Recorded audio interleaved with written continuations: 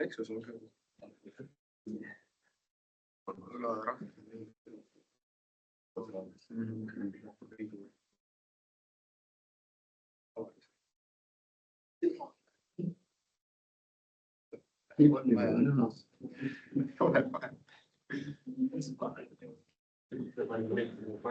Eerik, sa võid näppida, vaata mind ei olegi näha. Mind ei olegi näha. Pulti pole näha. No, ma ta mingi juupaid. Ma mõtlen pilti selle. Selge.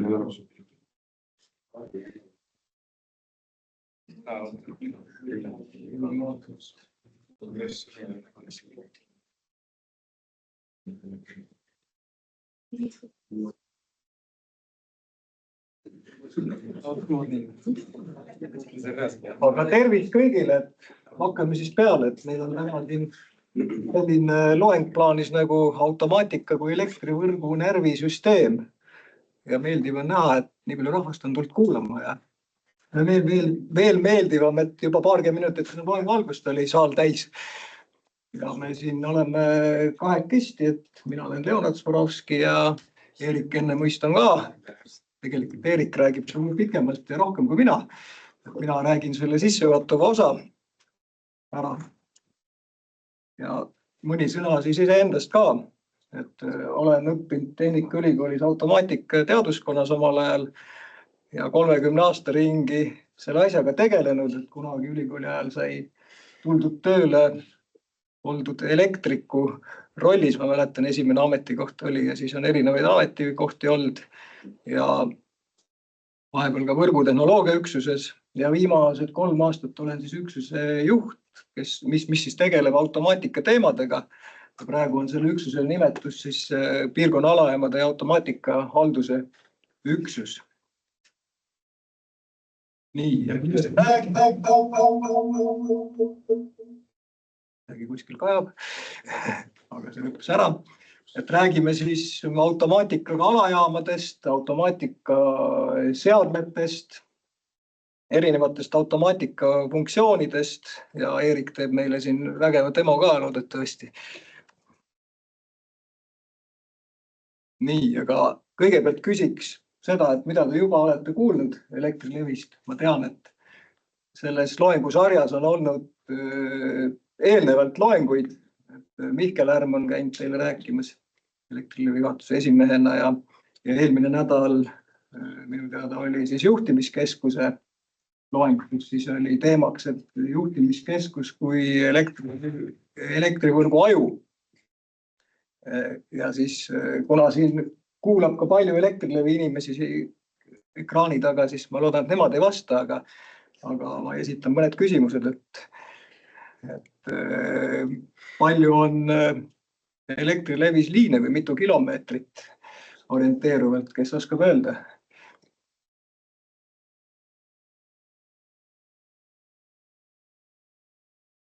Pakkuge midagi. 6500. Suurusjärk oli vale. Ma kuulsin 6000 midagi, jah? Suurusjärk on vale. Et õige on vahepeal 60 000, 63 000. Et siuke 1,5 korda ümber maakera. Et nii madal pinge kui siis keskpinge liine kokku. Et see on just tausta infoks lihtsalt hea teada. Ja mis on kõrgem pinge Elektrilevi paigaldistes, et kui teil kodus pistiku pedast tuleb välja, kui te mõõdate faasi ja nulli vahel kuskil 230 volti, et mis on kõrgem pinge, mida me Elektrilevis kasutame? 330 kilovolti, jah, selles mõttes Eesti elektrisüsteemis tõesti, aga Elektrilevi nii kõrgele ei ulatu, et seda opereerib Elering, aga meil on 110 kilovolti kõige kõrgem ja valdavalt on siis kuni 35 kilovolti pingetega tegemist. Ja mis te arvate, palju on siis Elektrilevis alajaamasid, siis alajaam on siis see, mis muundab seda pinget, alandab, kuni see lõpuks jõuab sellisele sobivale 400 voltinega 3-faasilisele pingele tarbijatele, et koos mastitrahvodega palju neid alajaamasid siis kokku on? 20 000. Jah, õige, 25 000 ringis neid on. Ja kes pakub, et milleks seda automaatikat siis üldse vaja veel on. Et liinid ja postid ja aitab küll ja trafod ja kellel on mingi idee või teategi väga hästi. Reguleerida. Näiteks ja reguleerida, juhtida ja õige. Oluline funktsioon on veel puudu. Ohutuse jah. Et noh, põhiline ongi, et kaitsta elektrivõrku, et relee kaitse on meie nii-öelda automaatika üks oluline funktsioon. Siin on üks pilt ka visualiseeritud, milles see elektrivõrk siis koosneb, et see keskmine siin on tõmmatud ümber. Selline joon on siis see, mida haldab Elektrilevi, aga väga oluline elektrisüsteemi osa on muidugi Elering oma põhivõrguga, siis, kus need kõrgemad pinged on, kõrgema pingega liinid ja alajaamad. Ja meil on siis need suured piirkonna alajaamad, mida on umbes 240 tükki. Siis on jaotusalajaamad, mis omakorda seda energiat jaotavad. Et kui siis nendest piirkonna alajaamades 110 või 35 pinge muundatakse 6–20 pingeks, siis läbi jaotusalajaamade see läheb veel mõnda võrku laiali ja siis on veel väiksemad igasugused pisikesed komplektalajaamad, mida te palju näete ümberringi, kui niimoodi vaatate ka linnapildis või kuskil maal. Õhuliinid, mis on hästi näha ja kaabelliinid, mis on maal, mida te ei näe. Ja õhuliinidel on ka igasuguseid elemente veel. Näiteks mastikünnslülitid, millega saab siis lülitada võrku ümber. Ja madalpinge õhuliinid siis pärast trafosid ja alajaamu ja neid on ka nii kaabel kui õhuliine mõlemaid. Siis on tarbijad, tootjad, kus on võrku ühendatud, suured tootjad ka Eleringi võrgu külge. Nii ta on ja siis automaatika täidab siis jah seda olulist funktsiooni, et kõik see elektrivõrk, see keskpinge pool oleks kaitstud ja teatud reguleerimised, siis pinge reguleerimised, aga seal on veel aspekte, et igast ümberlülitamised, mis automaatselt toimivad. Need on ka. Et mis siis on näiteks suurtes alajaamades, on suured liinid, mis tulevad sisse, on jõutrahvod, lülitid, voolupingetrahvod. Siin on näiteks näha, et suured liinid tulevad sisse 110-sed, siin on Eleringi osa, välisjaotusseade. Siin on trafo ja selles hoones on juba sisejaotusseadmed, kus on siis keskpingekambrid 10 kilovolti antud alajaamas, kus siis lähevad juba Elektrilevi väljuvad liinid välja. Ja siin alajaamas on siis selline juhtimisruum, kus on automaatika asjad, millest me siis pärast räägime. Erik näitab täpsemalt, mis seal on. Ja just ongi selleks, et siis täita neid funktsioone, mis on vaja nii kaugjuhtimiseks kui kaitsmiseks, mis iganes veel. Ja siis on muidugi seal vajalikud lülitid ja sellised mehhanismid, et üldse seda võrku saaks juhtida. Nii, kus on veel automaatikat elektrivõrgus, et nagu jutuks oli, palju on neid keskpinge, madalpinge, väikseid alajaamu, siis muundavad näiteks 10 kilovolti pinge 400 voldi peale. Seal on ka meil paljudes automaatikat pandud. Ja siis on liinilülitid, mida saab juhtida. Siin altpoolt vaade ka, et mõnikord on nii, et see juhtkapp on seal all ja karjamaal ja siis on põnev ka hariloomadel. Meil ei ole alati põnev, kui nad seal midagi ära rikuvad. Nii. Ja kui me räägime siis infovahetusest, siis lõpuks see juhtimiskeskus, mis on siis elektrivõrgu aju, et seal on siis võrguteenuse juhtijad ja nemad siis saavad selle info kätte paljuski tänu nendele automaatikaseadmetele, mis võrgus on. Ja siin on üks pilt siis, kõigepealt kõige tähtsam on automaatika funktsioonidest relee kaitse, et siis kaitsta seda võrku. Ja siin on pilt siis vähest vanast jaotusseadmest koos vana elektromehaanilise kaitsega, mis on siis see osa siin, ütleme siin üleval on see kaitse osa, all on siis juba suur lüliti keskpinge lülitamiseks.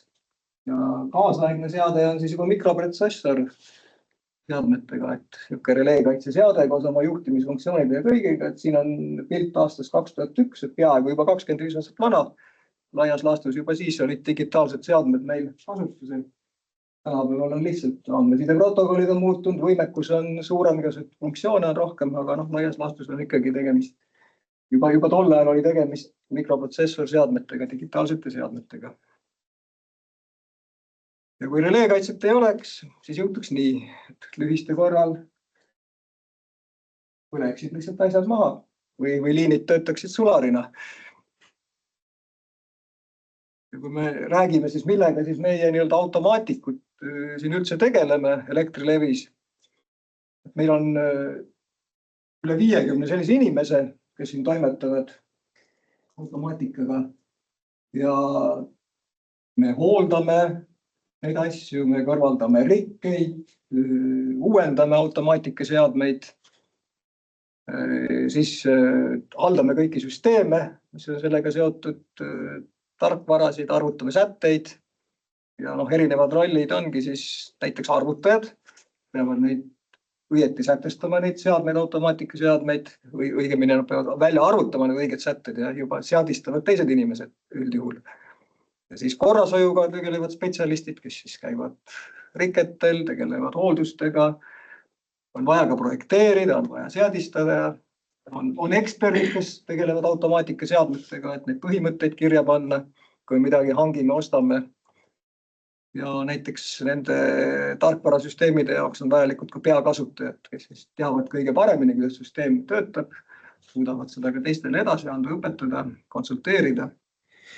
Ja kõik see eeldab erinevaid teadmisi, et kõigepealt, et automaatikaga toimetada, on vaja kindlasti mõista tervikuna elektrisüsteemi toimimist.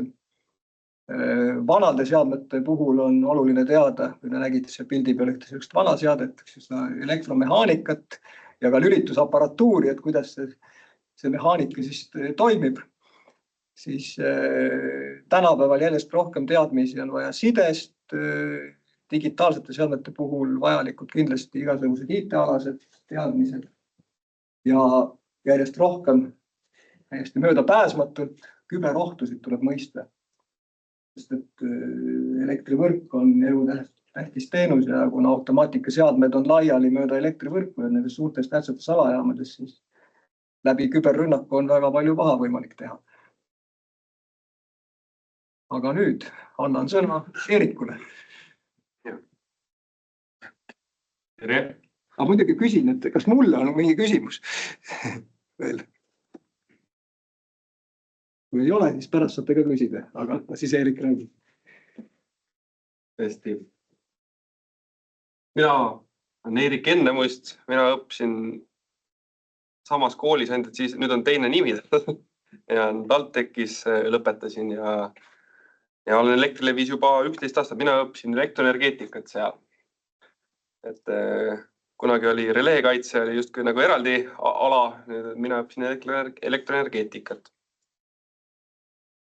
Ja olen 11 aastat ka Elektrilevis nüüd töötanud ja tegelenud just nende releekaitse sätete valikuga alguses hästi põhjalikult, hästi pikalt. Seejärel hakkasin vaikselt erinevaid seadmeid seadistama. Oli võimalus käia Soomes ja ka Rootsis tööl neile teenust pakkumas, nende seadmetega tutvumas, nende võrguga tutvumas. Neil on kõik natuke teistmoodi, aga täpselt samamoodi. Ja nüüd mina olen Leonardi üksuses meeskonnas arendustiimi juht. Üritan arendada uusi inimesi ja ka põhimõttelisi süsteeme. Et me ei teeks asju nii, nagu alati on tehtud, vaid teha paremini ja paremini.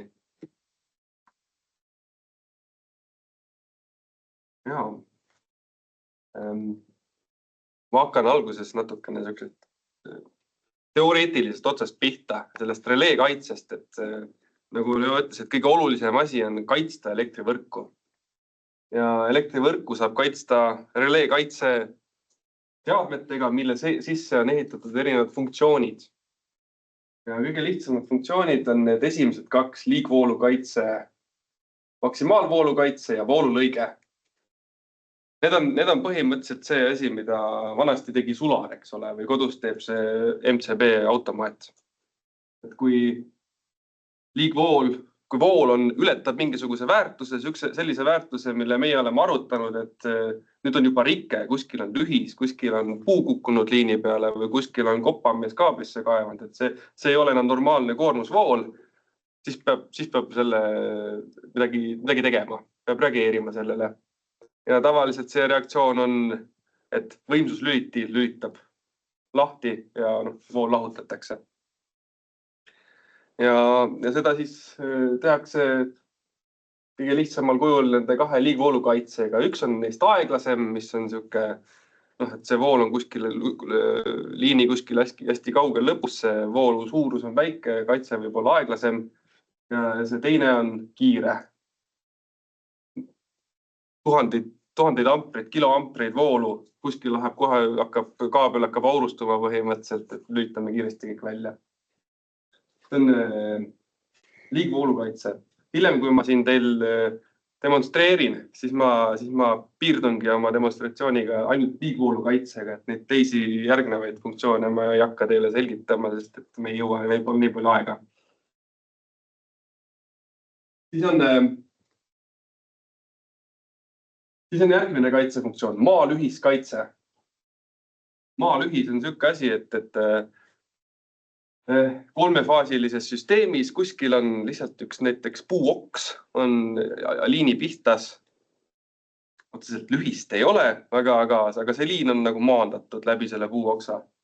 Või on lihtsalt see posti otsas isolaator katki läinud ja kaabel on posti traaversi pihtas ja ta on jälle maandatud. See ei ole nagu suur rikke, et elektrivõrk saab edasi töötada, aga meil on vaja seda tuvastada, seda üles leida. Ja seda tehakse maalühiskaitsega. See mõõdab voolusid natuke teistmoodi küll, aga ikkagi voolu mõõtmise järgi saame selle aru. See saab olla niisugune kiire ja suunatundetu või et me ei tea aru, mis suunas see maaühendusvool on, aga seda saab teha ka suunatundlikult. Me saame aru, maaühendusvool voolab edasi või maaühendusvool voolab tagasi, et see on niisugune spetsiifilisem, saab tundlikumalt asju, saab targemini võrku juhtida põhimõtteliselt, ütleme niimoodi. Ja võrguteenuse juhtija saab teada, saab informatsiooni, saab paremini rikkebrigaadi liinile saata, seda rikkelist kohta üles otsima. Ma korra kommenteerin, et see maa ei ole sellepärast lühis, et keskpingevõrgus meil on maandamata neutraal, et madalpingevõrgus see oleks nagu lühis, aga keskpingevõrgus mitte. Aga see on juba suurem ja pikem teooria, kui me hakkaks kaarepoolidest ja kõigest rääkima. Seda ei jõua praegu. Võiks teile 5 tundi järjest rääkida automaatikast ja releekaitsest, ja selle käigus me räägime teile elektrivõrgu füüsikat hästi palju, aga jätame selle teiseks korraks. Siis on veel siuke asi nagu nulljärgnevuspinge. See on tegelikult siuke asi, millega saab pinge mõõtmise järgi leida, et kuskil siin võrgus on maaühendus. See on kõige ebamäärasem maaühenduskaitse üldse. See praktiliselt, kui siin maja taga on üks salajaam, et kui kuskil siin kvartalis on maaühendus, siis kõik need nulljärgnevusmõõtmised selle salajaamas lähevad põlema, eks ole. Et kuskil siin võrgus on maaühendus, meil pole õrna aimugi, kus mingi otsigi see üles. See on siukene, aga ta on hästi kiire ja ta on hästi konkreetne selles mõttes. Ta ei saa valesti nagu kuskilt tulla.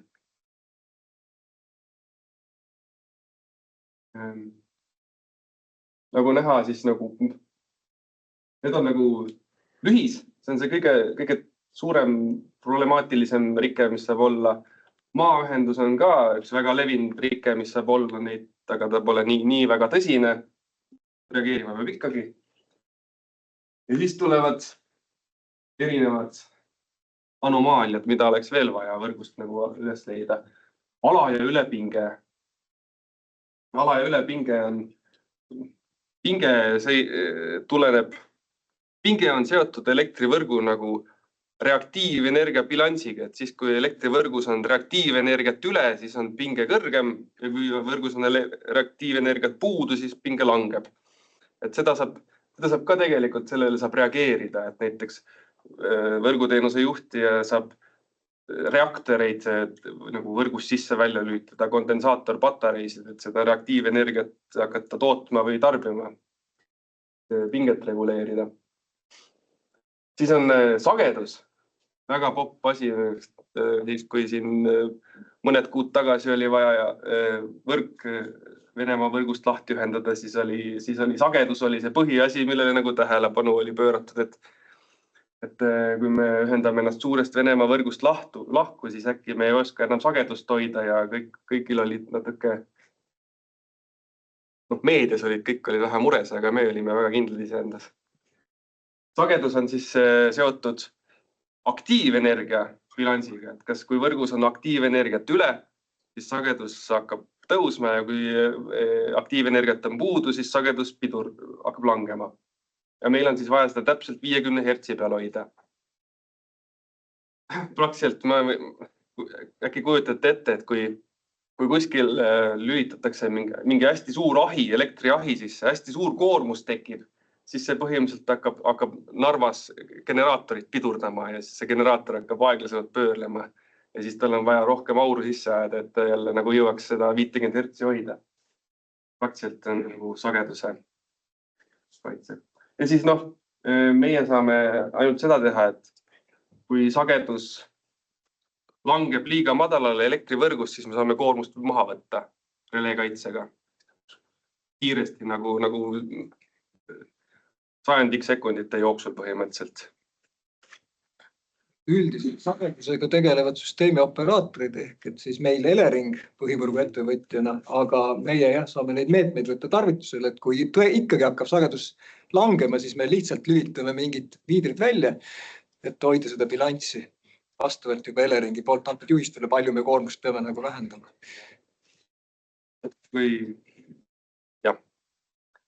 Siis on siuke asi nagu distantskaitse. Distantskaitse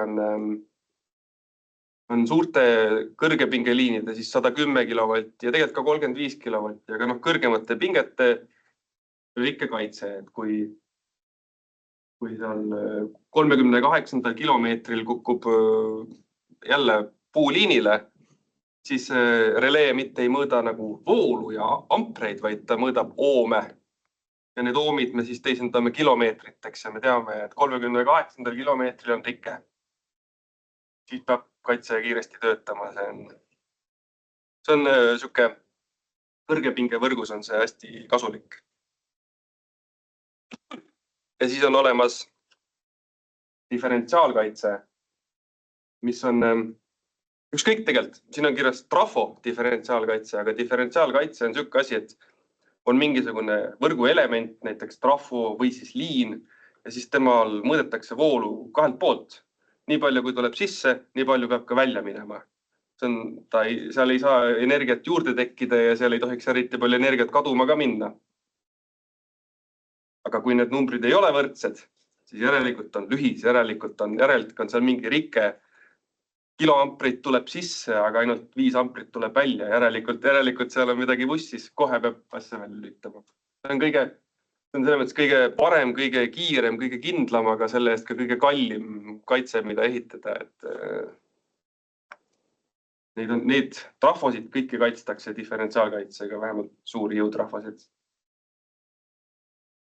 Nad on seda väärt.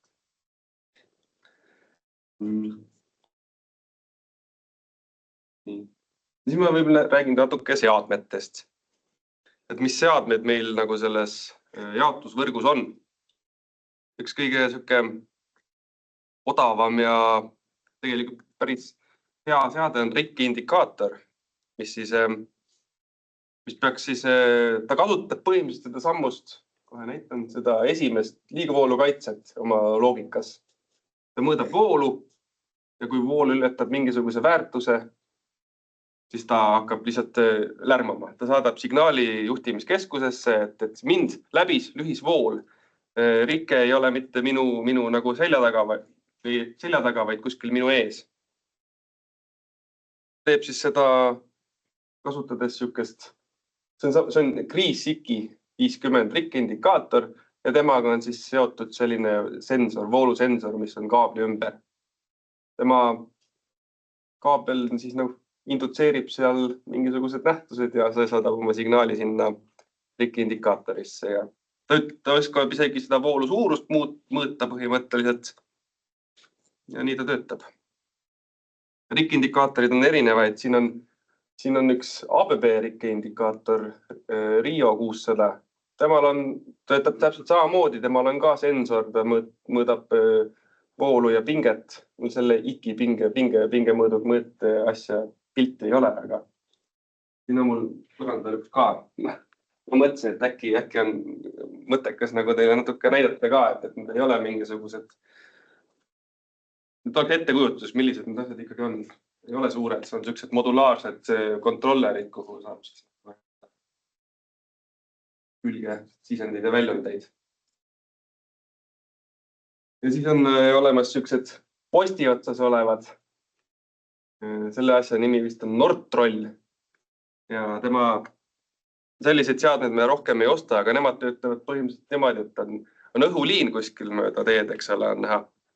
Ja siis vaatad, OVB brigaad või see operatiivbrigaad sõidab mööda teed ringi ja mõtleb, et kus kohas see rike on ja siis nad näevad kaugelt, et posti otsas Nordtroll vilgub. Tal on seal üleval põhimõtteliselt vilkur. Et kui see vilgub, siis järelikult lühis on kaugemal, et seda kohta läbis lühis. Et see on siuke lihtne viis, kuidas töötab elektromagnet väljal, et eripära. Just, et siin üleval on liin ja sellest liini läbib lühisvool. Seal ei ole mingisuguseid sensoreid või mingeid voolutrahvasid, vaid lihtsalt elektromagnetväli tekib sinna.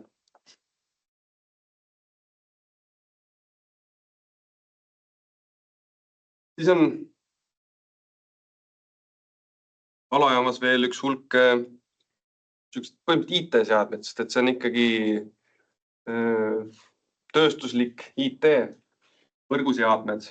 Mul on ka alajaam ehitatud justkui, ma ei ole seda kõike lõpuni kokku pannud, aga et on hulk seadmeid ja siis nad on omavahel mööda ühe switchi kaudu koos, et nad saaksid omavahel suhelda. Switchiga on koos RTU-d. RTU-d on sellised seadmed, mis koguvad kokku informatsiooni releedest. Relee saadab oma informatsiooni RTU-le ja RTU-st lähevad mööda mingisugust modemit. Mul on siin 2 modemit näiteks toodud laua peale, kus on põhimõtteliselt SIM-kaart ja vastav seadistus ja see saadab seda edasi skaalasse juhtimiskeskuse suunas.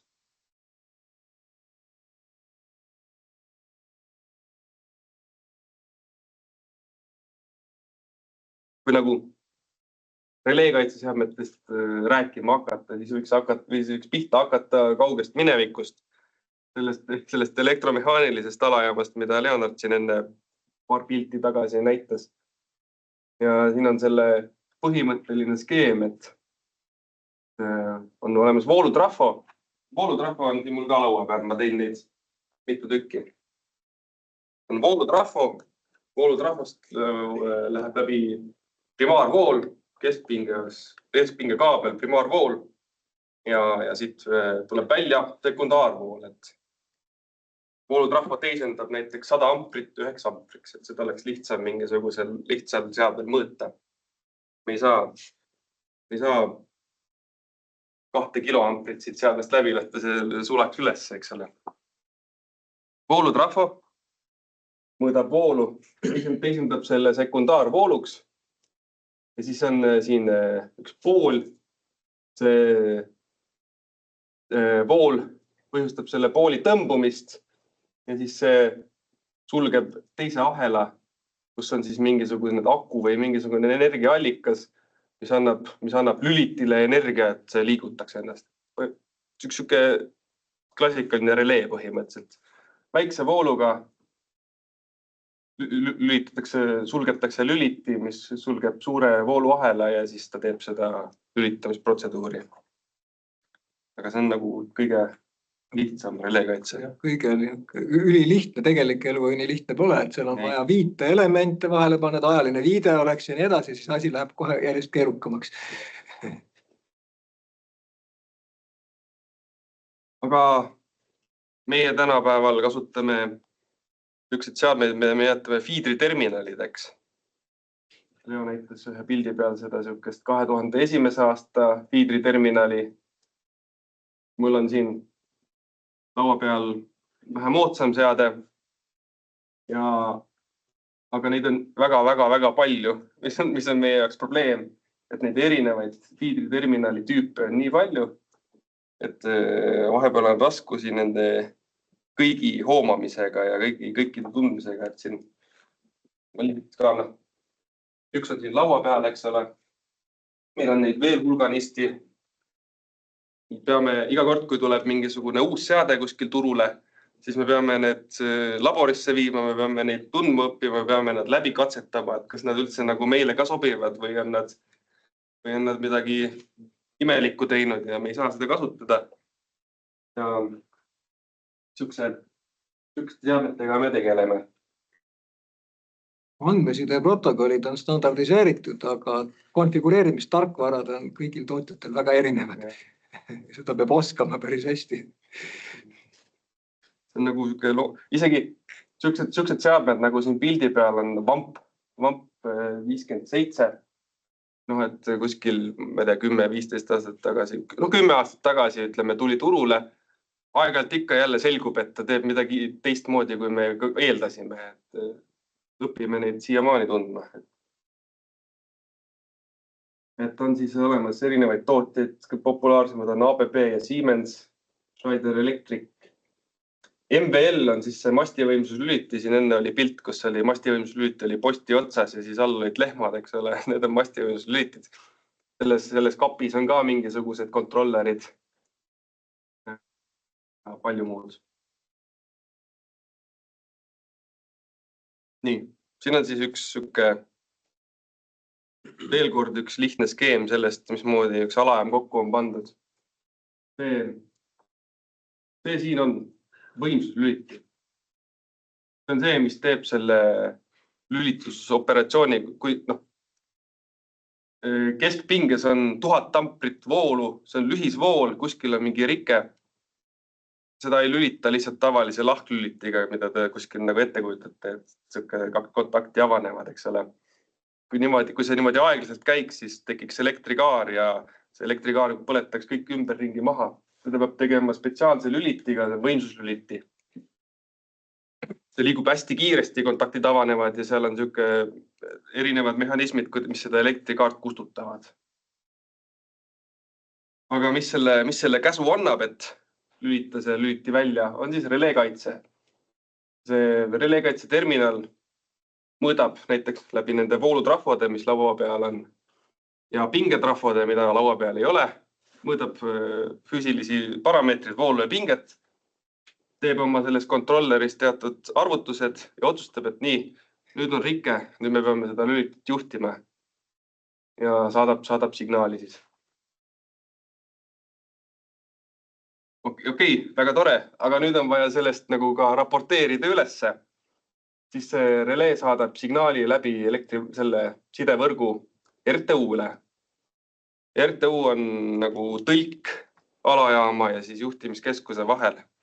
RTU oskab neid sideprotokolle rääkida, mida alajaamas kasutatakse, mida relee kasutab ja tõlgib selle sihukeseks kompaktseks, lihtsaks infoks ümber, mis on palju väiksema andmemahuga ja siis saadab juhtimiskeskusesse läbi selle modemi. Et nagu selle loengu pealkiri on releekaitse kui elektrivõrgu närvisüsteem, et siis minu arust see on nagu sõna otseses mõttes, et kuskil kaugel Võrumaal toimub sündmus ja info jõuab Tallinnasse juhtimiskeskusesse mööda seda süsteemi. Ja siis juhtimiskeskus, kui elektrivõrgu aju otsustab, mida selle informatsiooniga peale hakata. Ja see releekaitse on ju närvisüsteemis on ka refleksid, eks ole, mida aju ei pea otsustama kohe, et kas ma pean oma käe kuskilt kuumast tulest ära tõmbama, ta teeb ise teatud ilmselged otsused ära. Nii, mis siin edasi tuleb? Ahaa. See on nagu ülim lihtsustus. Et päris sideskeem näeb välja umbes selline, kus siin lihtsalt ma natuke selgitan, mida siin näha võib, et siin on keskel on kaks switchi, need on suured sellised räkitavad switchid, mis on piirkonna alajaamas. Nad dubleerivad üksteist, et kui üks katki läheb, siis teine töötab edasi. Siin all on hästi palju releekaitseseadmeid. Mul on siin laua peal üks, eelmise pildi peal oli 2, eks ole. Neid võib alajaamas olla 10. Teinekord, 100 ei ole Eestis, ma ei ole näinud, et 100 on, aga 10 on ikka. Ja nende seadmete vahel on fiiberoptika võrk, IP-side. Miks fiiberoptika? Sellepärast, et see, fiiberoptika ei ole elektromagnetiline, eks ole, seal on valgus liigub ja kui alajaamas on mingisugune suur sündmus, suured lühised, et siis nad et sellesse ülitundlikusse sidesüsteemi mingisugused müra ei indutseeritaks. Optika on alajaamas. Ja siis siin teises otsas on, ma tean, et see on sidekapp, see on see kapp, kus on see alajaama RTU. RTU-sid on siin skeemi peal ka 2 tükki, sellepärast, et kui üks katki läheb, siis järsku on juhtimiskeskus pime, nad ei näe, mis toimub alajaamas. Ja edasi on siin sellised optikapaneelid, et kuna see on Eleringi alajaama skeem, et siis seal Eleringil on oma fiiberoptika erinevate alajaamade vahel. Põhimõtteliselt kujutate ette, et 110 kilovolti õhuliine, postid, eks ole, siit ei näe, kuskil vist ei ole, aga seal kõige üleval, seal selles pikse trossis, seal on fiiberoptika ja see liigub ühest alajaamast teise ja see on nende enda oma, nad saavad selle kaudu hästi kiiresti oma alajaamade vahel ja oma juhtimiskeskuse vahel andmeid vahetada. Ja siis need fiiberoptika otsad tulevadki siia alajaama.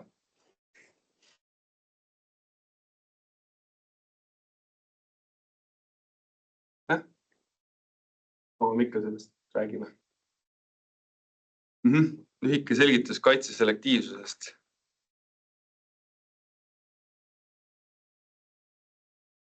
Kui kuskil, meil on võrgus on lühis, kuskil metsas, sügaval, seal linnast 8 kilomeetri kaugusel, siis me tahame, et releekaitse töötaks nagu sedasi, et ta ei, näiteks kui see on Võrumaa metsas kuskil, et ta tervet Võrumaad välja ei lülitaks, eks ole, et releekaitse võiks võimalikult väikse osa võrgust välja lülitada. Ja see võime ära tunda lühisvoolu nimetatakse selektiivsuseks ja selektiivsuse tagamiseks on meil nagu paar nippi. Et kui on ajaline selektiivsus, kui jadamisi on 2 releekaitsega alajaama, siis üks neist on kiire, teine on aeglane. See, mis on nagu võrgus kuskil kaugemal, sügavamal, kuskil lähemal sellele rikkekohale, seal on releekaitse on kiirem ja see, mis on nagu toiteallikale lähemal, see on aeglasem. Lihtsalt, siis kui neid mõlemat läbib lühisvool, töötab ainult üks neist, sest teine ei jõua töötada. Seda nimetame ajaliseks selektiivsuseks. Ja teine variant on see, et on vooluline selektiivsus. See on siis nüüd see, et kui lühis on kuskil sügaval metsa sees, siis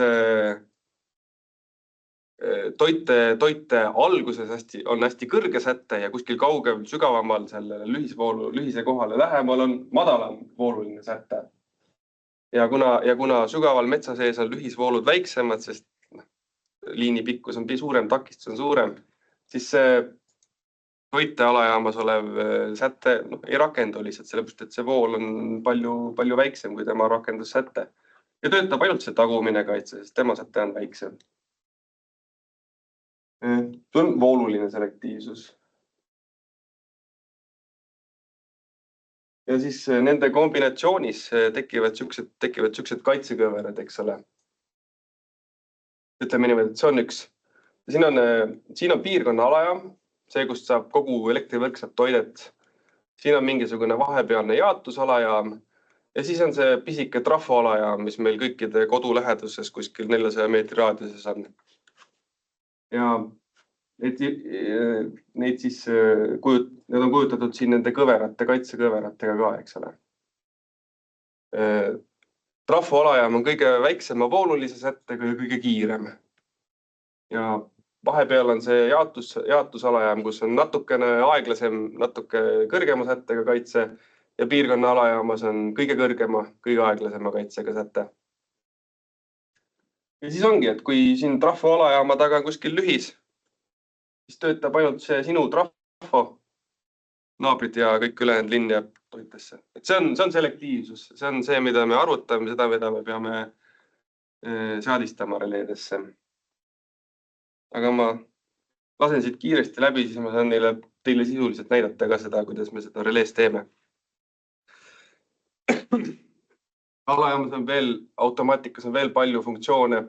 Taaslülitusautomaatika on üks väga hea asi, et siis kui ongi see olukord, et on tuuline ilm ja õhuliin ja oks läheb vasta liini, tekib korraks lühis, aga see lühis läheb kohe ära, sellepärast et oks kas põleb ära või ta lihtsalt liigub eemale sellest liinist ja et relee mõtleb, et kuule, et ma ei tea, 5 sekundi pärast proovime, ma lülitan ise uuesti sisse selle võrgu, et äkki jääb sisse.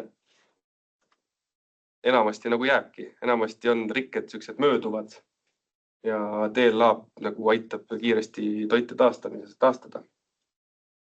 Siin on olemas kaarekaitse. Kaarekaitse on siuke asi, et kui alajaamas on mingisugune lühis ja sa juba reaalselt näed alajaamas elektrikaart, optilised sensorid näevad seda, siis on selge, et siis on midagi väga valesti. Alajaamas ei tohi elektrikaart olla ja lülitab praktiliselt terve alajaama välja. See on siuke karm asi. Blokeeringud, ma ei hakka nendest rääkima praegu. Sagedusautomaatika, pingeautomaatika. Need olid siis need kaitsed, millest ma enne ka rääkisin. Sageduskaitse, pingekaitse ja automaatne pinge reguleerimine. Alajaamas on trafo muundab kõrge pinget keskpingeks. Aga see pinge nagu muutub aeg-ajalt, eks ole, aga Elektrilevil on kohustus klientidele anda stabiilset pinget. Siis on võimalik selle trafo ülekannet nagu reguleerida sujuvalt. Ja siis pingeregulaator on siuke seadeldis, mis siis hoiabki seda väljundspinget stabiilsena, et klientid saaks endale sobiva, nagu lepingus kirjas vastava pinge. Nii. Räägime nüüd sellest demost. See on skeem, mida me üritasime siia nagu tekitada. Praktiliselt on siin pildi peal üks elektrivõrgu primaarosa. See on alajaama latid ja siis alajaama mingisugune value feeder. See on üks kaabel, mis läheb 15 kilti sinna poole, eks ole, ja seal selle feedri peal on 14 alajaama, kus on kliendid omakorda, eks ole. Ja selle feedri voolu, siin ekraani juba, mis siin on, mida kujutavad need voolutrafod, mõõdetakse siis siukest asjadega.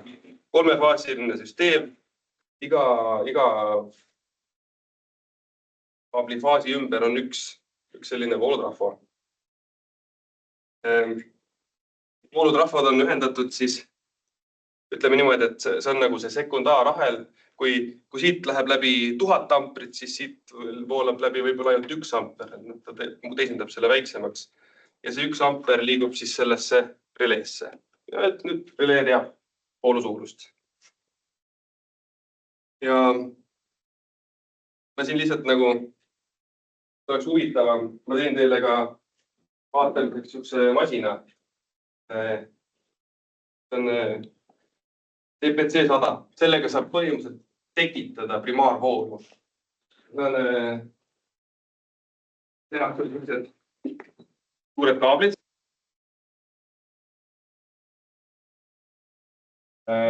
mille me ühendame seadme külge ühelt poolt. Ja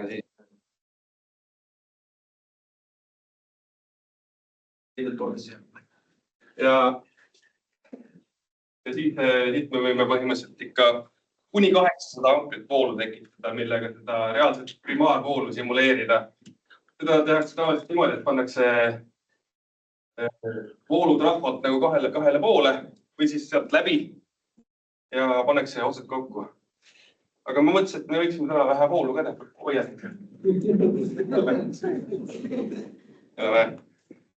Ma ühendan nüüd kaks kokku. Lihtsalt sisuliselt nagu, kui me tahaksime testida primaarvooluga releekaitsetööd, siis ta pannakse ühest voolutrahvast läbi, kus muidu on see reaalne kaabel. No. Ja ühendatakse siia teise otsa. Aga mina seda praegu nii ei tee, sellepärast, et kui ma nii teen, siis seal voolutrahval ei lähe hästi. Ma jätan ta vahelt ära. Kuna tal ei ole kuna tal on sekundaarvool on nagu lahti, siis siin tekivad pinged ja me ei hakka seda tegema, et ma lihtsalt. Ja. Nii, siis ma võin selle seadme sisse lülitada. See nupp on. Võimaldab igat funktsioone teha, näiteks see, et ma ühendan selle läbi voolutrahva ja vaatan, kas releekaitse töötab. Saan releekaitsest tagasiside ja mõõdan, kui kiiresti releekaitse töötab. Sellega saab näiteks üks asja teha, et primaar või need eleringi voolutrahvad ja pingetrahvad on suured seadmed, mis on kõrgel posti otsas. Ma olen ise ka talvel Soomes redeliga roninud posti otsa. Neid on siis selle voolutrahva kahele poole, eks ole, ja voolutrahvast voolu läbi lasknud ja siis mõõtnud, kui palju voolu tuleb sekundaarpoole pealt välja. Ja hinnanud, et kas see vastab nagu tõele, kas see voolutrahva töötab korrektselt. Ja siis see ei ole väga nagu antiklimaktiline, aga põhimõtteliselt selle seadmega siis ma ütlen, et ma tahan sellest 800 ampri väljundist lasta välja. Palju me ta voolsi paneme? On 200 amprit.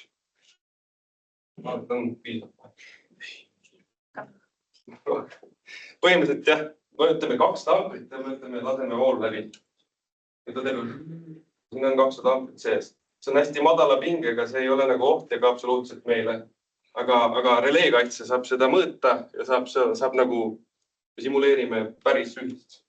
Ma nüüd lülitan selle välja, see ei ole rohkem huvitav. On nagu teisi seadmeid. See on põhimõtteliselt sarnase eesmärgiga seade. Et siit august pannakse kaabel läbi ja pannakse samamoodi läbi voolutrahva ja saab sama asja teha. Nad on erinevate eesmärkidega natukene, aga sisuliselt samad asjad. Aga siis, kui me alajaamas oleme, me tahame releekaitset testida. Teinekord on see elektrivõrk on pinges. Me ei saa võib-olla kaablivoolutrahvadele ligi. Kõik on nagu jama, aga releekaitset on ikka vaja testida. Kuidas me teeme seda? Miks releekaitset vaja testida on nagu regulaarselt? Iga 8 aasta tagant vähemalt me peame vaatama, et kas ta üldse töötab enam. Äkki tal on midagi juhtunud, äkki tal on mingid kontaktid halvasti läinud.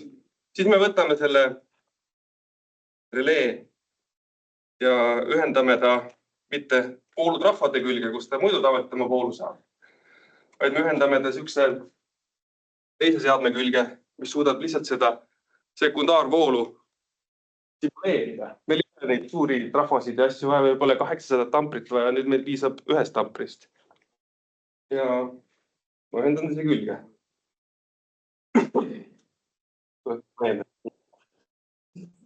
Edasi.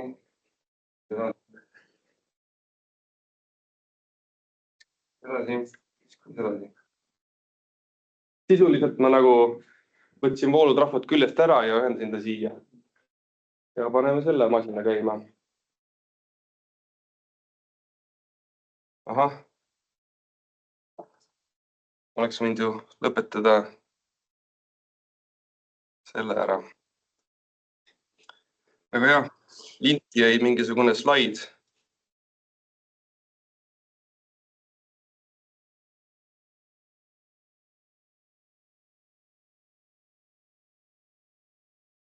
Selleks, et seda seadeldist opereerida, pean ma avama ühe tarkvara. Nüüd ma peaks ka ekraani jagama enne.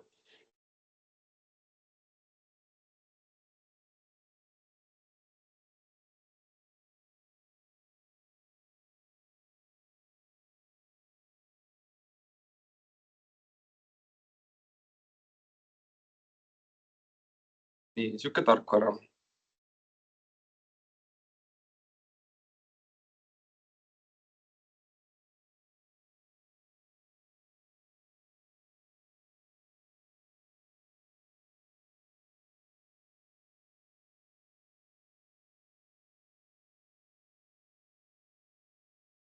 Ma pean tegelikult kinni panema praegu.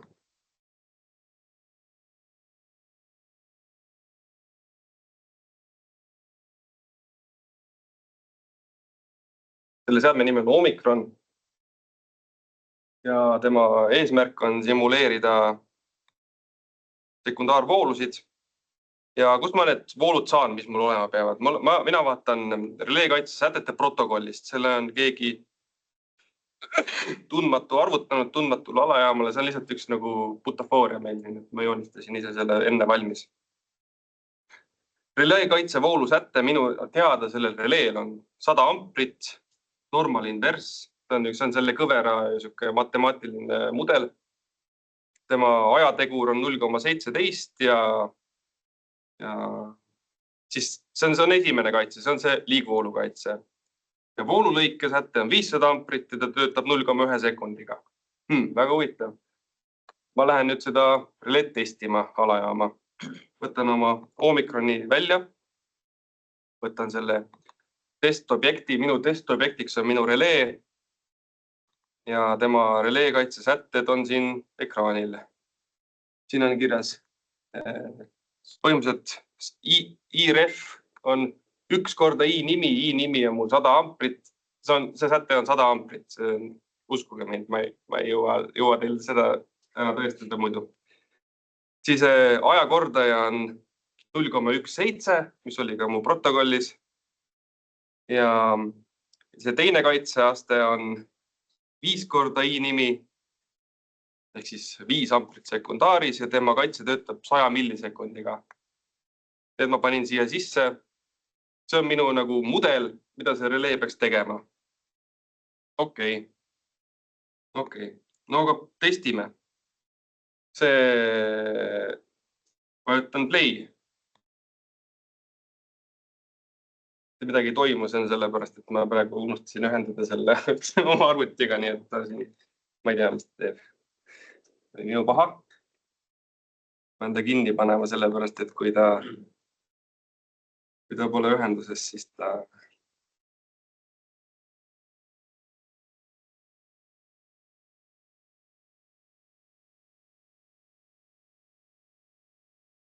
ma olen ühenduses. Ja näitab, et see rihtsid ära ka, siis ma olen selle seadmega ühenduses. Nii, olen ühenduses. No, paneme voolud peale ja vaatame, kuidas see relee siis reageerib. Vool. Relee tegi klõpsu. Midagi ei juhtunud. Mitte midagi nagu edasi ei juhtunud. Mis toimub? Aga kust see seade teab, et relee klõpsu teeb? Ma unustasin selle trip vahele ühendada jällegi. See on palju asju, mis peab keelest pidama. See on nüüd see juhe, mis põhimõtteliselt ütleb võimsuslülitile, et kuule, lülita ennast välja. Aga ma annan nüüd selle informatsiooni hoopis. Nii, teeme uuesti. Yes. vool. Lõps, lõps, lõps, lõps. Hästi palju punast tekkis siin. Et see teoreetiliselt oleks pidanud kaitse töötama siukse ajaga, mis on siis nagu aeglasem, töötas kiiremini. Jälle töötas kiiremini. Jälle töötas kiiremini. See sinine on nagu vea error margin, eks ole. Kui ta seal sees oleks, siis oleks kõik okei, aga no väljas on. Ja siin töötas aeglasemini. Midagi ei klapi. Ma võtan selle releega ühendust, ma loen, vaatan, mis seal sees toimub tegelikult. Siin on relee. See on nüüd ABB relee seadistamistarkvara. Siin on application configuration ja current protection. Siin on hästi palju erinevaid voolukaitsefunktsioone. Ma ütlesin, et me vaatame ainult 2 neist. Need kõik ülejäänud on minu jaoks minu poolt siit välja lülitatud. Me tegime selle ülilihtsaks praegu. Mul on siin liigvoolukaitse esimene aste. Mis siin kirjas on? 1 korda, ehk siis 100 amprit. Ajakordaja on 0,1. Ma ju ütlesin 0,17 peab olema. Keegi on selle relee ümber seadistanud. See ei ole vasta üldse sellele, mis meil nagu andmebaasis kirjas olema. Ma parandan ta nüüd ära. Ma panen selle 0,17. Nii. Normal inverse on see kõvera tüüp. See on õige. Aga see teine voolulõige ei töötanud ka õigesti. Mis tema näitab? Siin on 5 korda i nimi, 200 millisekundit. Mis mul seal protokollis oli? 100 millisekundit. No jälle vale number. Ma parandan ta ära. 100. Nii. Saadame siis need uuesti sisestatud sätted sinna releesse. Ma põhimõtteliselt parandasin releed enda arvates. Kuigi ma ei tea, kust see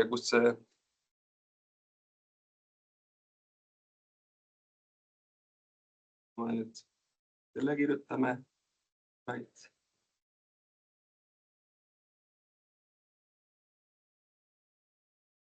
Selle sätte kirjutan releesse. Ma vaatan, et teine ka läks, teine vist ei läinud. Kirjutame selle sätte ka releesse.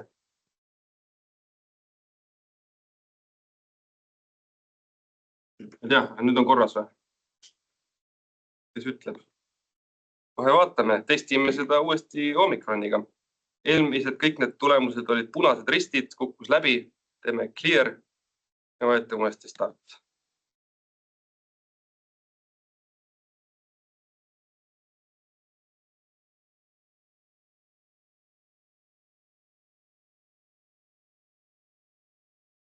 Parem vist. Nüüd läksid sinna error marginisse. Ma peaks nüüd kuskile mingi protokolli kirjutama, et enne ei töötanud, aga nüüd töötab. Olge lahked. Ja kokkuvõttes võiks öelda, et see oligi nagu üks protseduur, mida on vaja releekaitse spetsialistil nagu hästi mõista ja teha. Mul sai demo otsa. Ma uristasin läbi. Palun küsige hästi palju küsimusi, sest et meil on veel 15 minutit aega ka. Hea meelega vastaks kõigele. Tihti juhtub siuke asi, et on valesti reguleeritud. On erinevatel põhjustel, vahest on valesti reguleeritud. See on nagu, aga vähem nii, et kuskil andmebaasis on kirjas, et on üks säte, aga tegelikult relees on teine säte. Pigem on probleem selles, et keegi on kunagi ühtemoodi arvutanud ja siis võrk on muutunud ja mingil põhjusel on see parandamata jäänud, see säte, mis seal on. Niisugused asju on küll. Elektrivõrgus tehakse hästi palju rekonstrueerimisi ja mis on vaja sätted ära muuta tihti peale, aga mingi põhjusel, kui info ei liigu õigel ajal kuskile, siis jääb ümber arvutada. Siis selgub, et töötab valesti, siis hakkame uurima, siis selgub, et tuleks tegelikult muuta seadistust. võib ka lihtsalt trikki minna, mingi ahel ei tööta. Siis on natuke teistsugused nähtused, mitte et ei ole number vale, vaid ta ei tööta üldse. Testid ja ei tööta. Näiteks lihtsalt see hiir näris selle juhtme läbi selle. Kus sa tead? Sul on vaja nagu seda testida. Tegelikult selleks on ka targemad meetodid, aga piltlikult öeldes nagu hiir näris juhtme läbi, mis sa teed? Ei teagi sellest midagi. Aga miks just 8 aastat see kontrollimise vaega? Küsi midagi lihtsam. See on põhimõtteliselt ideaal oleks ju, kui saaks iga aasta kõik üle, eks, hästi põhjalikult, aga sellega kaasneks hästi suur nagu tööjõukulu. Ja võib-olla ei ole vaja ka, sest et need asjad nagu ei lähe nii lihtsasti rikki. Siis on iga aasta lähed pühitsad tolmu maha ja teed seda sama testi uuesti ja ei ole tulemust. Kuskil on mingisugune kulu tasakaal, eks ole. Aga kui suur osa rikkes seadmeid leitakse üles nende testidega ja kui suur osa leitakse sellega üles, et mõni võrguosa jõuab maha põleda? See on ka hea küsimus. Ma ei tea, Leo, kas sa oled uurinud? Väga harva, kui meil releekaitse mitte töötamise tõttu põleb maha, sellepärast et üldjuhul on veel reserveeritud ka. Kui see üks kaitse ei tööta, siis töötab mingi järgmine. Aga ikkagi on olukordi, kus põleb, sellepärast, et mingid olukorrad on, kus ei aita ka see releekaitse, nagu see mingi komplekt alajaama põleng. Ma ei mäleta, kas see antud juhul, mis seal pildil oli, aga üldjuhul võib alguses saada hoopis madalpinge poole mingi halvast kontaktühendusest ja seda keskpinge poole peal see kaitse ei tunne ka ära. Et igasuguseid nähtusid on. Aga seda hooldust nagu kaitstes selles, et sealt ikka tuleb asju välja, sealt tuleb välja, et mingisugused seadmed on, toiteblokid on hakanud ära lagunema ja neid vigu tuleb välja ja selle põhjal saab otsustada uusi investeeringuid teha, et mis seadmed on nõrgad ja mis tuleb välja vahetada ja nii edasi. See on nagu sisuline. Kusjuures kõik need kaasaegsed digitaalsed seadmed nõuavad toidet. Kui ei ole toitepinget, siis nad ei tööta ka. Et kui vanad elektromehaanilised tihtipeale töötasid seal oma toimes, nad said sellest poolelt rahvast energia kätte ja töötasid ilma selle abitoiteta, siis need nõuavad kõik toidet ja üks oluline asi alajaamades on, millest me täna ei rääkinud, on alalisvarukeskus, mis tagab selle toite. Et kui isegi seal see alajaama enda elektrivarustus kaob ära, mis lühise ajal juhtubki. Liinides võib olla elekter, aga alajamas endas elektrivarustus kaob ära. Seesama oma terve trahvo läheb rikki või üks liin, mis toidab, lülitub välja. Siis on vajalik, et akude pealt see asi edasi kestaks, sest muidu need samad kaitsed ei töötaks. Ja kui need akud on rikkis, siis on kindlasti vaja, et need alarmid jõuaksid juhtimiskeskused kohe teda reageeritakse. Et süsteem oleks kogu aeg korras. Sest kui ikkagi piirkonna alajamas nendes suurtes kaitsed ei tööta, siis meil on olnud ajalooliselt selline juhus küll, kus alajaam läks põlema ja põles täiesti maha suur keskne alajaam ühes linnas. Nii et see on kõige drastilisem olukord. Palju see üks releekaitse nagu maksab? Kes pakub? See klõts näiteks. Pakkuge midagi. Mis seal tuleb perega põlevad, et mis siuke võiks maksta. Palju suhka asi maksaks? 5 tonni. Kes pakub rohkem? Tegelikult suurusjärk on enam õige. Suurusjärk on õige. Oleneb, mõned lihtsamad vähem, mõned peaks rohkem. 10. Tegelikult 5 on isegi liiga palju tegelikult. Selle seadme kohta on 5 natuke liiga palju. 4 või 3, eks ole. Temast lihtsam, mis on nagu hästi levinud iga pool komplektalajaamades, on siuke 2 ringis pigem. Ja põhivõrgus, mereringis võivad olla 6, 7, 8, 9 tuhat makstud seadmed, seal on keerulised distantskaitsed, mis ei ole enam... Need on juba 10, jah. Aga testseade, mis te arvate, et kui teil on vaja testseadet, et mõtet, te panete ise äri püsti ja lähete alajaama releekaitset testima? Palju? Palju maksad? 30. 60. Isegi 60-ga vist nibin-nabin saad. Et see on niisugune väga uhke mersu põhimõtteliselt. Sama seadet ennast tuleb käia kuskil jälle edasi kontrollimas. hooldusi vist saab neil teha, aga tegelikult me oleme üritanud, me käisime seal sertifitseerimiskeskuses, et nad ei suuda nii täpselt mõõta, kui see nagu välja annab. Nad ei suuda teha, sest see tegelikult kalibreerimisele küll, kui ta piisavalt vana on, igaks juhuks kontrollime. Et kui mingid multimeetreid ja pingeindikaatoreid, mida elektrivõrgus kasutatakse, saadakse kalibreerimisele Eestis, siis me kord üritasime minu teada Omikroni saata kalibreerimisele. Nad ütlesid, et meil pole nii täpseid seadmeid. See on ikka. Omikron on Austria firma peaks olema tunnustatumaid energeetika valdkonnas. Et võib-olla kuskilt Hiina internetipoes saaks midagi odavamat ka. Aga kas ta töötab? Kindlasti natuke töötab, aga jah. Hästi on ise küsimus. Küsigi veel, mis teil. Kui näiteks mingi releekaitses on viga ja oletame, et see töötab mingi sekund hiljem, kas selle aega on teoorias võimalik, et näiteks mingi piider sulab?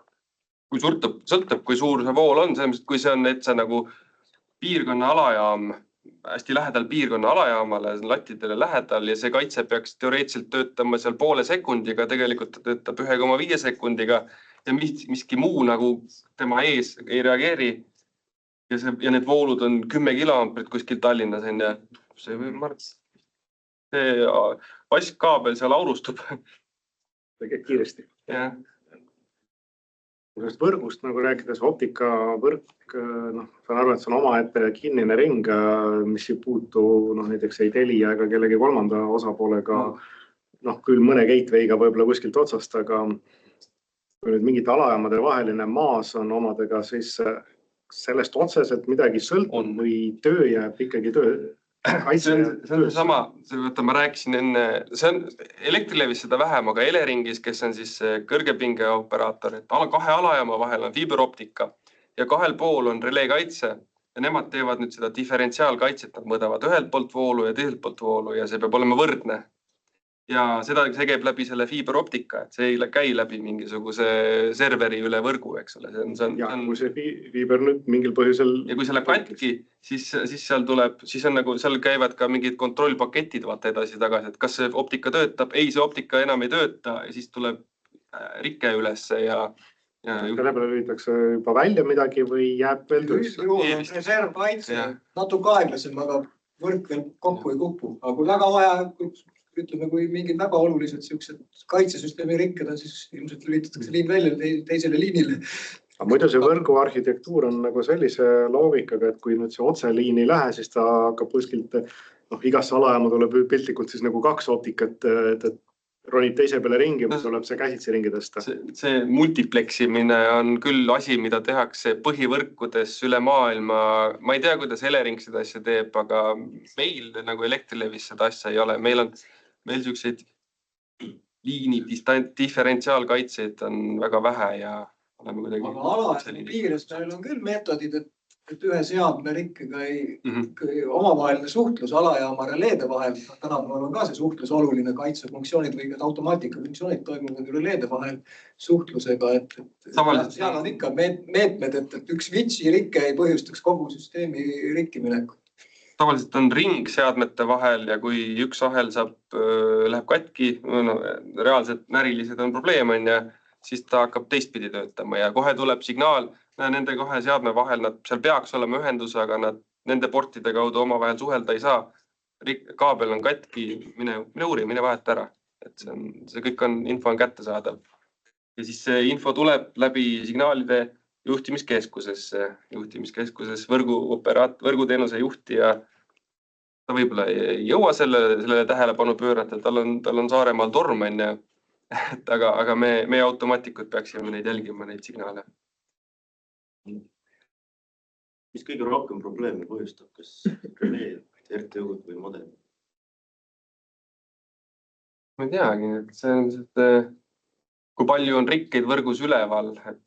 Ütleme, kui RTU on rikkis, RTU ei tööta, siis kogu selle alajaama need releed ei ole sides. Rikkiindikaatorid asjad ei ole sides, aga nad töötavad koha peal ikka edasi. Kaitse on tagatud, lokaalsed automaatikafunktsioonid, aga lihtsalt juhtimiskeskus ei näe.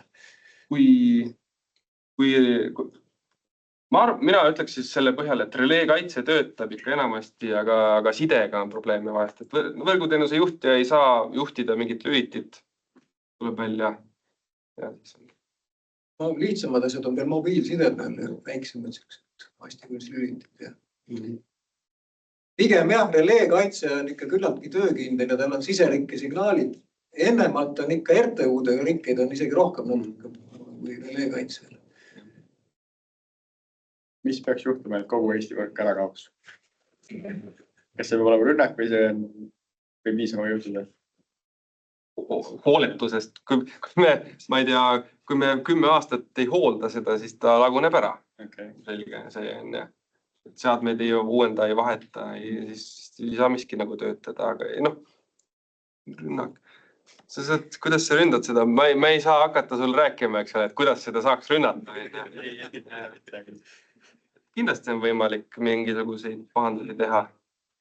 Me pöörame ikka ettevõttes väga palju tähelepanu küberturvalisusele. Kui seda üldse ei teeks, siis oleks küll suhteliselt lihtne läbi sissetungi nendesse seadmesse, mis on tänapäeval kõik sidega. Muudad väga olulistes sõlmpunktides sätted ära vastavalt. Teed paar väljalülitust ja hakkab süsteem kokku kukkuma vaikselt. Kui sa nagu päris täpselt tead, kus olla ja sa mõned nagu alajaama ümber on mingid rohelised mehikesed, siis on võimalik seal ka füüsiliselt ju palju kurja teha, aga kumb odavam on. Kui vaja välja vahetada, siis lihtsalt nagu copy-paste fail või on vaja nagu uuesti kõik seadist. Sa mõtled, kui see relee läheb rikki?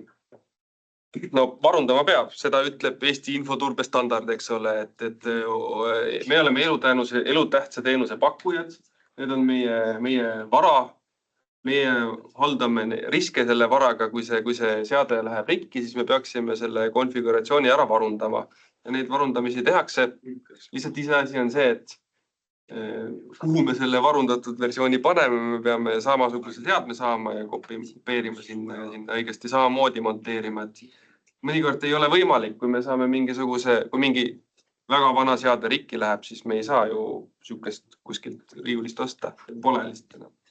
Siis peab uue tegema. Siis me võtame mingi endale tuttava lihtsa asja, teeme kiiresti nullist konfi ja teeme kiiresti nullist selle montaaži projekti ja ühendame sinna külge tagasi. See edasi.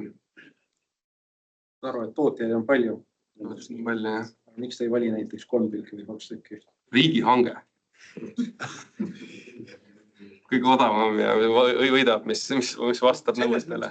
Nõuded on ikkagi suhteliselt karmid, aga ikkagi rohkem kui üks tootja sobib. Maailmas ju kasutatakse erinevaid tipptegijaid on palju, kes on suured korporatsioonid, Siemens, ABB, Schneider ja sellepärast ongi meil on see mõte, et kui me teeme hästi põhjalikud, tulevikus veel paremini, veel põhjalikumad laboritestid, et meil tuleb uus tootja ja siis me teeme testid ja leiame, et kuule, et see ei tööta sul nii, nagu sa lubad ja me ei tohi seda oma IT-võrku panna, siis nad ei saa seda meile siia ka sundida kaela. Me oleme näiteks ABB-ga rahul, et siis meil ainult nemad on heaks kiidetud ja me saame neid paigaldada. See on nagu, ühest küljest on see halb, et konkurents on hea, konkurents viib ju hinda alla, aga teisest küljest kui on hästi palju tööd vaja teha ja vaeva näha sellega, et need odavaid asju käima panna, siis me võib-olla lõpuks on kallim. Probleem on ka selles, et need tootjad ise muudavad oma tooteseeriaid, teevad jälle uusi tarkvarasid, lasevad täiesti uue tooteseeria välja. Näiteks ABB-l on ka tehaseid erinevates kohtades. Indialased, soomlased ja rootslased teevad eri asju ja siis erineva tarkvaraga ja ei ole lihtne see maailm. See on näiteks standardiseeritud, et kui sul alajaamas, ütleme see üks kapp, üks lülitus konkreetselt kogu komplektina, nii elektroonika kui see jõuseade, siis kas see ühendusviis on standard, et üks läheb tuksi, lükkad teise raami sisse või sul on vaja ikkagi sama? Kui sama, see on tooteseeriad, et jaotusseade on selle asja nimi, temal on vankri peal on lüliti. Ja kui sa saad täpselt sama tüüpi jaotusseadme vankri koos lülitiga, siis saad ta sinna sisse panna. Aga nüüd ongi küsimus. Ühendusviis on standard. Ei saa plug and play kogu jaotusseadet välja vahetada niimoodi erineva tootja osas. Ja kui sama tootjal on tehases stardida samasugune kui see on juba paarkümmend aastat vana, siis on Ühel see hetkel- ka kahtlane. ühel hetkel, kui Võib ikka teha, aga siis on palju suurem töö ja ebamugavam see asi. just ongi, et kui ühes alajaamas mingit seade läheb rikki, sul enam ei ole seda laos, et siis on ikkagi juba tuleb On. tõsisemalt. Ja siis jaotusseade, üks feederi jaotusseade maksab 90 000 eurot ja sul on neid seal 10 tükki, vaheta nüüd välja, sest et sul ei ole reservseadet. Lihtsalt ühel hetkel saab su reserv otsa ja peadki hakkama siis vahetama.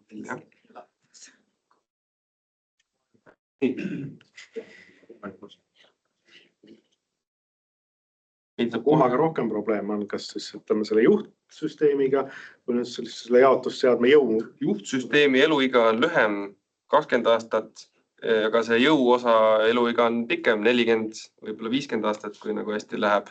Vahepeal peab ühe korra juhtsüsteemi eluea jooksul välja vahetama, rekonstrueerimisprojekt. Aga teinekord mõned primaarosad on väga töökindlad, head, ei ole probleeme, aga teised on jälle sellised lahjemad või lagunevad kiiremini. Plastmassammas räptad siin aeg-ajalt läheb kõik elementidel, aga vanad need nõukogudeaegsed, neid on ka veel üksjagu alles, aga neid tuleb hooldada, siis nad töötavad ka, aga ei hoolda siis. Nad varsti enam ei tööta, see jõuosas.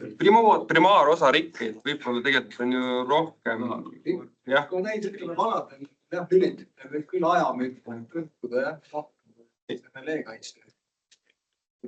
Kui aus olla, meil on vist aeg täis, et see oleks vaja ära lõpetada, aga me võime siin iseenesest edasi juttu ajada, kui kellelgi küsimusi on. Teate nimelt, et ma aitaksin nad kõik majast väljast, kui nad jäävad seal. Aga jah, väga kahju. Kokku aitäh Leonardile ja Erikule.